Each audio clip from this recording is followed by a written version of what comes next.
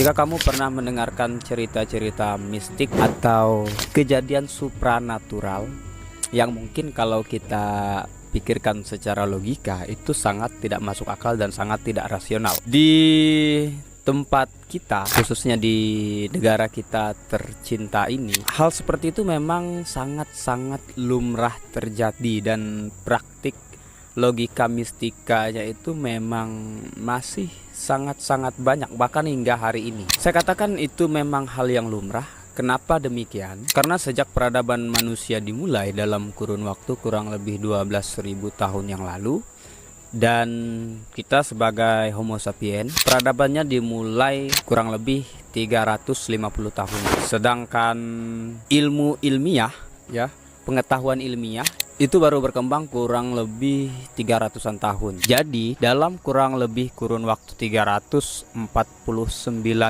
tahun, otak kita sebagai Homo sapiens itu memang berkembang secara tidak ilmiah. Dan apakah kamu adalah salah satu orang yang percaya terhadap hal-hal mistis atau hal-hal yang berbau supranatural? Selamat datang di Podbas bersama saya, Dedi Temuran. Saya adalah seorang Jerman alias jomblo blasteran, Dayan Tuka dan Taman.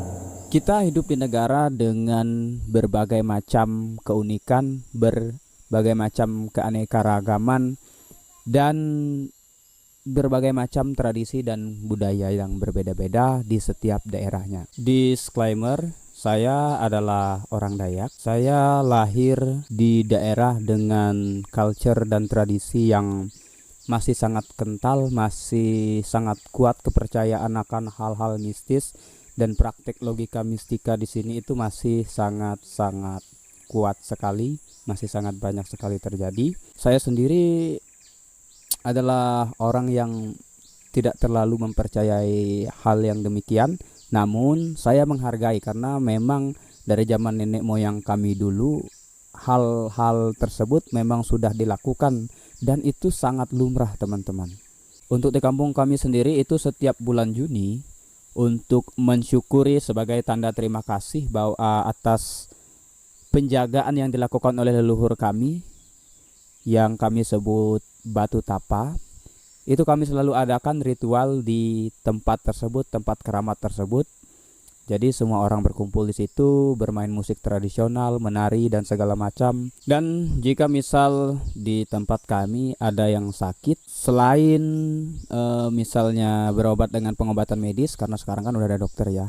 Jadi berobat menggunakan tenaga medis itu juga tetap dilakukan. Tapi jika memang tidak sembuh misalnya, nah itu kami akan kembali ke kepercayaan, dibawa ke misalnya ke seorang semanang, kalau kami itu nyebutnya dukun atau orang pintar lah istilahnya.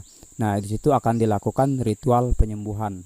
Mungkin di tempat lain juga banyak sekali kepercayaan-kepercayaan seperti ini, karena sejak awal mula peradaban manusia, yaitu dalam kurun waktu 12.000 tahun, dan kita sebagai Homo sapiens itu sudah ada di angka 350.000 tahun.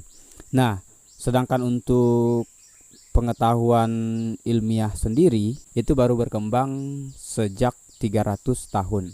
Jadi dalam kurang lebih kurun waktu 349.000 tahun, otak kita itu memang berkembang secara tidak ilmiah. Makanya hal-hal tadi bisa terjadi.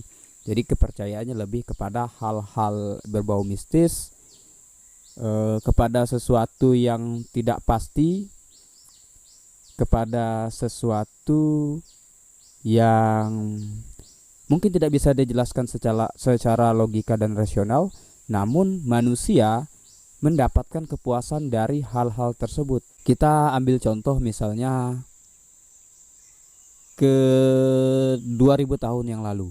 Nah, 2000 tahun yang lalu itu kan peradaban itu sudah ada, seperti peradaban Romawi kuno, Mesir kuno. Jadi sejak zaman itu praktik logika mistika sendiri itu sudah mulai berkembang gitu loh, sudah berkembang dan sudah dipercayai oleh manusia-manusia pada zaman itu. Dan walaupun di zaman itu filsuf-filsuf seperti Thales de Milo, Aristoteles itu sudah ada, tapi manusia itu lebih percaya kepada sesuatu-sesuatu yang berbau mistis. Nah, kalau filsuf sendiri kan jika ditanya tentang sesuatu, mereka akan menjawab secara filosofis dan secara logika.